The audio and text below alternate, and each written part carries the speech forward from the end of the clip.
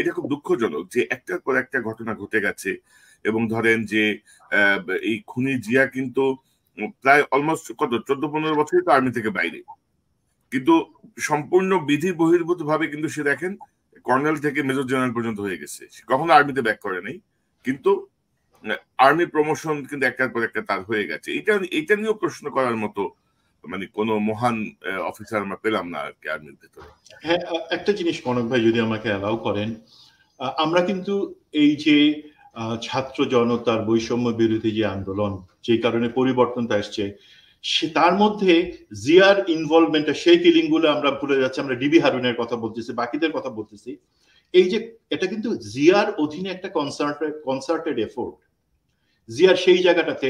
এবং সে ছাত্রলীগকে কিভাবে ব্যবহার করে বলি, আমি যে কোনো সময় সুযোগ হলে বলবো। প্রাক্তন প্রেসিডেন্ট এবং তার আগে যিনি স্পিকার ছিলেন আব্দুল হামিদ, তাকে এবং অন্য অনেককে তারা কিন্তু জিয়া ছাত্রলীগে বা যুব মহিলা লীগের সহায়তায় ব্ল্যাকমেল করতো, এবং যারা পরবর্তীতে অ্যাকচুয়ালি যুব মহিলা লীগের নাজমা, দেন অপু উকিল, দেন কেশরা সুলতানা সালমা, যারা, আমি অভদ্র ভাষা ব্যবহার করবো না, এটা পাবলিক একটা প্ল্যাটফর্ম, তারা তাদের সেট আপ করে ব্ল্যাকমেল করে এবং তারা প্রেসিডেন্টকে পর্যন্ত করেছে, এবং জিয়ার কোলাবোরেশন করেছে। এবং পরবর্তীতে জিয়া আবার তাদেরকে টুল হিসেবে ব্যবহার করেছে। দেখো, তোমাদেরটা কিন্তু আমি জানি, তোমরা এই করো বা এই করেছো, এখন আমার হয়ে এই কাজগুলো, এই ব্ল্যাকমেল গুলো করো। তো যুব মহিলা লীগ বা ছাত্রলীগকে ব্যবহার করা, তাদেরকে দিয়ে কিল করা, ডিসঅ্যাপিয়ার করা, গুম করা, সেগুলো কিন্তু জিয়া পরের দিকে সেখানেই সে সেগুলোকে ব্যবহার করেছে, লেস অফ আর্মি পার্সোনাল বা র্যাব।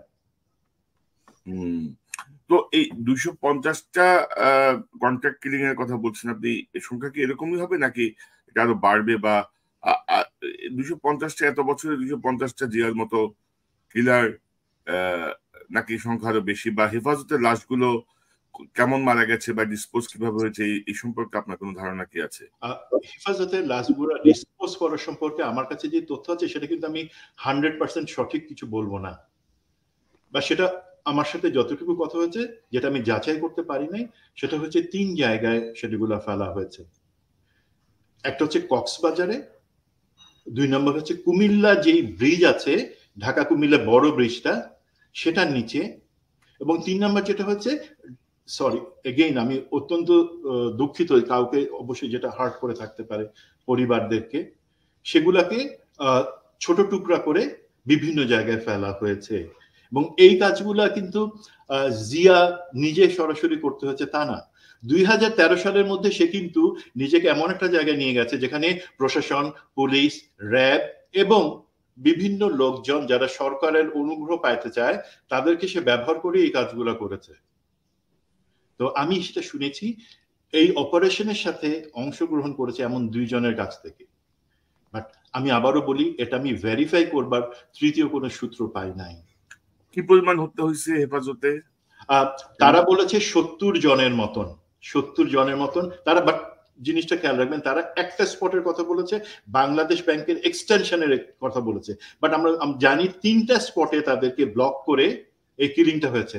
বাকিগুলোর কথা আমি জানি না, বিকজ ওইখানে জিয়া তখন ছিল এবং সেই অফিসার 2 জনও সেখানে ছিল যারা বলেছে। এবং সেই অফিসাররা যখন আমার কাছে বর্ণনা করে, তারা রীতিমতো দে হ্যাভ বিন শেকিং, কারণ এই ধরনের বর্বরতায় তারাও ইনভলভ হবে, তারা বুঝতে পারে নাই। এবং তাদের মধ্যে থেকে একজন সম্ভবত পরবর্তীতে চাকরি ছেড়ে দিয়েছে, আই স্যালুট হিম। বাট আমারও তো সাহস হয় না এই জিনিসগুলো, বর্বরতার কথাগুলো বলার, বিকজ আমাকেও চিন্তা করেছে আমার পরিবার। জিয়া এখানে 2019 সালে টিম পাঠিয়েছিল মুস্তাফিজকে টার্গেট করে, আমাকে টার্গেট করে, যখন তারা জানতে পারলো আমি অ্যাকচুয়ালি এই দেশে এই জায়গায় আছি। তো তারা করতে পারে না। এবং আমি এখনো কিন্তু যে কথাগুলো বলছি, আপনি জানেন কনক ভাই, মুস্তাফিজ, ইউ অলসো নো, জিয়ার সাথের লোকজন কিন্তু এখনো বাংলাদেশে তারা যথেষ্ট পরিমাণে শক্তিশালী, ক্ষমতার কেন্দ্রে কিন্তু তারাই আছে, আর্মির বিভিন্ন জায়গায় কিন্তু তারাই বসে আছে। তারা তো actually they are not feeling secured. আমরা যখন এই কথাগুলো বলছি, এখন যখন একটা লোক ইনসিকিউর থাকে বা ইনফেরিয়রিটি কমপ্লেক্সে থাকলে কি হয়, জিয়া থেকে আমরা জানি, তারা আরো প্রচন্ড হিংস্র হয়ে ওঠে। তারা তখন আমাদেরকে দমানোর জন্য যে কোনো কিছু করতে পারে। তারপর আল্লাহ ভরসা, আমার যথেষ্ট বয়স হচ্ছে, আল্লাহ আমাকে অনেক কিছু দিয়েছেন। তো কনক ভাই দেখেন যে এত বছর কিন্তু জিয়ার নামে মানে আমি একটু লিখেছি, এছাড়া কিন্তু কেউ সাহসী পায় নাই তার নামে লেখে। এখন অনেক লেখা টেখা ভিডিও প্রতিবেদন আসতেছে, কিন্তু সে এমন একটা ভীতির পরিবেশ তৈরি করেছে। ইভেন একজন আমাকে কালকে ইনফরমেশন দিতেছে ওর কিছু ল্যান্ড গ্রেভিং নিয়ে, সাথে সাথে ডিলিট করেছি। দেখো আমি বলি, ভাই কত একর বলছেন ওটা তো দেখি নাই, আবার দিয়ে আবার ডিলিট করে হচ্ছে কি। তারা এখনো জানে যে ওই কনসার্ন লোকগুলো এখনো আছে। যেমন মনে করেন আমরা যখন বিভিন্ন স্ট্যাটাস লিখি, তখন আমরা যে যে ডিজিএফ এর বট কমেন্ট গুলো আছে, this those comments are still exist. তারা করে দেশ তো স্বাধীন হয়ে গেছে, তাইলে এগুলো কারা চালাচ্ছে? ওই যে ডিজিএফ এর এসআইবি চালাচ্ছে, এনটিএমসির একটা আলাদা সেকশন আছে এটার জন্য, তারা চালাচ্ছে। তার মানে হচ্ছে দেশ স্বাধীন হইলেও আমরা কিন্তু পুরোপুরি ভাবে ওই শুধু টপটাকে আমরা টপল করে দিচ্ছি, বাকি সবগুলো কিন্তু এখন এক্সিস্টিং।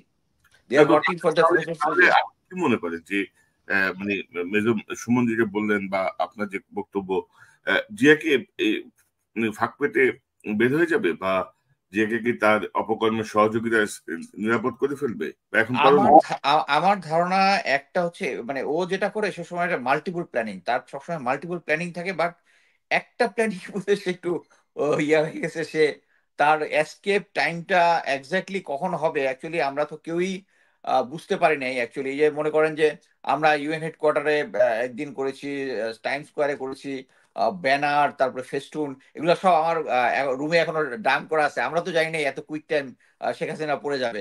সো এগুলো কিন্তু এখন আমার কাছে রয়ে গেছে। সো তারাও এরকম ভাবে সারপ্রাইজ ছিল। আর একটা জিনিস আমি যেটা, এই যে এখন আপনারা দেখতেছেন যে বিভিন্ন শেখ হাসিনার যে মন্ত্রী মিনিস্টার বা যারা যারা এই যে আপনারা জানেন না যে শেখ হাসিনা কিন্তু একটা স্পেন যাওয়ার একটা ভিজিট যাওয়ার একটা প্রোগ্রাম ছিল না? এবং ওই প্রোগ্রামের জন্য সবার পাসপোর্ট জমা ছিল, যে ভিসা এবং আদার ফর্মালিটিস করার জন্য। তো উনি উনি যখন ইন্ডিয়াতে চলে গেছে, এই পাসপোর্ট গুলো ট্র্যাক করতে পারে নাই। যারা ইম্পর্টেন্ট ডেলিগেশন আছে, they didn't get their passport, that's why they are stuck inside the country. মানে এটা আমি জাস্ট এটা গতকালকে আমি জানলাম আর কি। ইনক্লুডিং ওবায়দুল কাদের। হ্যাঁ, ইনক্লুডিং, হ্যাঁ, যে ওদের যে পাসপোর্ট গুলা স্টাক হয়ে গেছে। সো আমি যেটা মনে করি যে জিয়া এখনো যে পালায় যাইতে পারবে না, কারণ একটা জিনিস বুঝতে পারেন, তার কাছে এনাফ, মানে তার বাসায় যদি 77 মিলিয়নের মতো টাকা পাওয়া যায়, that means there are other amounts also. তার ওয়াইফ আমেরিকা চলে আসছে, হোপ তার সাথে একটা অ্যামাউন্ট গেছে। প্লাস সে যেটা করে, সে তো স্মার্ট লোক, সে বিভিন্ন জায়গায় স্ট্যাক করে রাখছে আর কি। আমি যেটা বুঝি বিভিন্ন জায়গায় কখন যখন যেটা কাজে লাগে। সো মনে করেন যারা তার সাথে ইনভলভ আছে, যারা তার সিকিউরিটি দিচ্ছে, ইয়া দিচ্ছে, যেমন মনে করেন যে তার বাসার যে জলসিটি বাসার মেসোয়েটারকে একটা ফ্ল্যাট দিচ্ছে, তার তারপরে রানারকে একটা দিচ্ছে, তার রানার যে সেনাবাহিনী যে ছিল আরো একটা, কাকে, তিনজনকে তিনটা ফ্ল্যাট দিয়ে দিচ্ছে। মানে বলছে তার এনাফ আছে, তারা যে কোনো জায়গাকে দিতে পারে, যে এর দিতে পারে। তো সো এখন মনে করেন যে সে এত টাকা ইউজ করে যদি যারা তার সিকিউরিটিতে আছে, সে যদি জাস্ট একটা $1 মিলিয়ন যদি কাউকে দিয়ে দেয়, সে তো পালিয়ে যেতেও পারে। সো এই জিনিসটা আমাদেরকে, প্লাস আরেকটা জিনিস যেটা আছে, তার সাথে যে ইন্ডিয়ান কানেকশনটা আছে, বাংলাদেশ যদি সিরিয়াসলি তাকে ইন্টিগ্রেশন করে তাকে ভিতর থেকে এই তথ্যগুলো বের করতে চায়, ইন্ডিয়া উইল বি অ্যালার্মড। এবং আহ, আমি অ্যাকচুয়ালি লাস্ট টাইম যখন ইউএসএ তে আসছিল, আমি তাকে বলছিলাম যে তুই মনে রাখিস, you may be kill by the Awami League. আমি এটা তারা বলছিলাম। এর সাথে হচ্ছে এখন হচ্ছে ইন্ডিয়া, মানে তার ইন্ডিয়ার সাথে যেহেতু সে কাজ করছে, এন্ড ইন্ডিয়া ইজ অলসো মানে থ্রেট ফর হিম। সো এরকম সিচুয়েশন যখন থাকে, ইন্ডিয়া থেকেও তাকে একটা কিলিং এর অ্যাটেম্প আসতে পারে, আমি অ্যাজিউম করি। আর যে কোনো সময় যে কোনো সিচুয়েশনে টাকার বিনিময়ে আমাদের লোকজন যে সোল্ড হয়, এটা তো আমরা দেখছি। সো তার যে সিকিউরিটি সিস্টেম আছে, এটাকে অবশ্যই আমাদেরকে এনহ্যান্স করতে হবে। আদারওয়াইজ আমি এখনো বিশ্বাস করি যে সে যে কোনো সময় একটা অঘটন ঘটাতে পারে। এখন জিয়াউল হাসানের মতো এরকম একটা খুনি বা বা ধরেন এক্সপার্ট, কি বলবো, এলিমিনেটর বা এক্সপার্ট ধরেন, কি বলবো, ষড়যন্ত্রকারী, তাকে ট্যাকেল করার জন্য বা আমাদের সরকারকে আপনি কতটুকু ক্যাপাবল মনে করেন, বা সরকারের করণীয় কি, কোনো পরামর্শ আছে কিনা? শোনেন, সরকারের ক্যাপাবিলিটি নিয়ে আমার কোনো ডাউট নাই, ইচ্ছা নিয়ে আমার ডাউট আছে। সরকারের ক্যাপাবিলিটি নিয়ে আমার কোনো ডাউট নাই, there are lot of people they can handle the situation, but কথা হচ্ছে ইফ দে উইশ। বাট আমি যেটা এজিউম করি, ওই যে সুমন যেটা বললো, যে সবারই সবকিছু তার কাছে ধরা আছে, এবং এটা নাম্বার অফ সোর্স থেকে কনফার্ম করা যে তার এই সমস্ত জিনিসপত্র বিভিন্ন জায়গায় সে ওয়ার্ল্ডের বিভিন্ন জায়গায় সেট করে রাখছে লোকজনকে। তাকে তার এগেনস্টে কোনো কিছু একটা কোনো কিছু হবে, ওই জিনিসগুলো সার্ফেস করবে। সো সরকার আসলেই সিনসিয়ারলি এটা কিছু করতে চাচ্ছি না, এটার উপর নির্ভর করে, বাট তাকে ইন্টারগেশন বা হ্যান্ডেল করার মতো লোক আছে, কিন্তু এই মুহূর্তে যারা বিভিন্ন পদে আছে, এনটিএনসি বা জয়েন্ট ডিরেকশন সেলে যাদের অথরিটি আছে, তারা করবে না, কারণ তারা তাদের নিজের লোক। এটার জন্য করতে হবে একটা সেপারেট করতে হবে, সেপারেট একটা টিম গঠন করতে হবে যে তাকে সিটিকে ইন্টিগ্রেশন করবে। এটা ক্যাপাবিলিটি আছে, কিন্তু ইচ্ছা হচ্ছে ইম্পর্টেন্ট জিনিস, ইচ্ছা থাকলে হবে।